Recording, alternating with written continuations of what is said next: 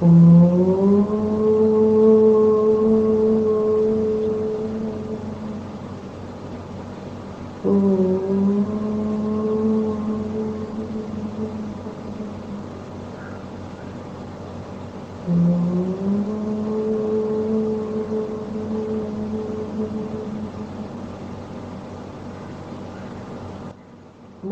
തന്നെയാണ് ലോകസൃഷ്ടാവും പരമപുരുഷനും. യോഗവാസിഷ്ടം നിത്യപാരായണം ദിവസം 111 ഭാഗം 3 ഉൽപ്പത്തി പ്രകടനം. മനോഹി ജഗദാം കർത്തൃ മനോഹി പുരുഷ പര മനം കൃതം കൃതം ലോകേന ശരീരം കൃതം കൃതം. സൂര്യൻ തുടർന്നു. മനസ്സു തന്നെയാണ് ലോക സൃഷ്ടാവ്, മനസ്സു തന്നെയാണ് പരമപുരുഷൻ. മനസ്സിനാൽ ചെയ്യപ്പെടുന്നതാണ് കർമ്മം. ശരീരം കൊണ്ട് ചെയ്യുന്നത് കർമ്മമല്ല.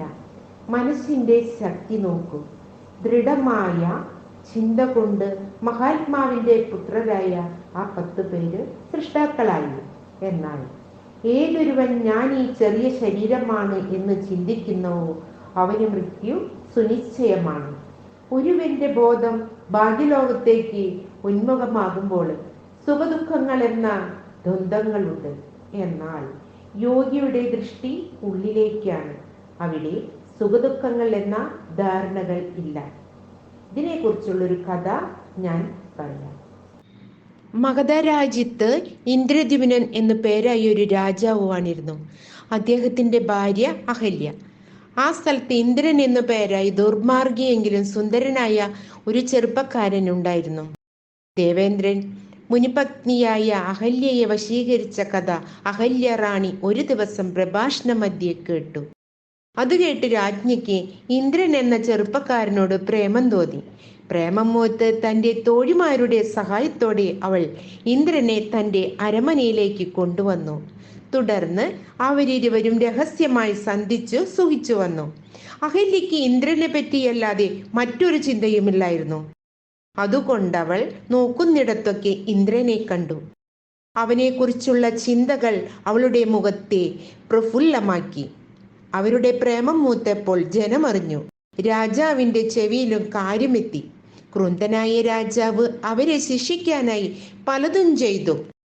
തണുത്ത വെള്ളത്തിൽ അവരെ മുക്കി, തിളച്ച എണ്ണയിൽ അവരെ വറുത്തു, ആനയുടെ കാലുകളിൽ ബന്ധിച്ചു, ചാട്ടുവാറുകൊണ്ടടിച്ചു.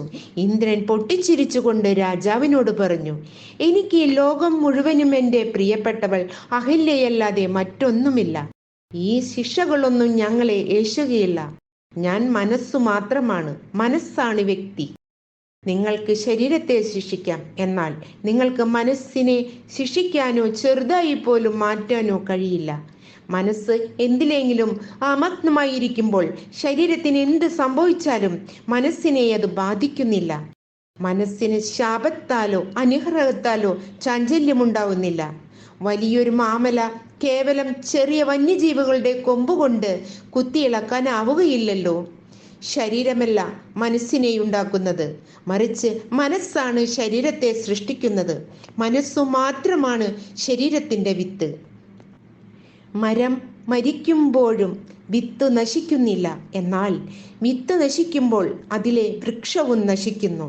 ശരീരം നശിച്ചാൽ മനസ്സിന് സ്വയം മറ്റൊരു ശരീരം സൃഷ്ടിക്കാനാവും.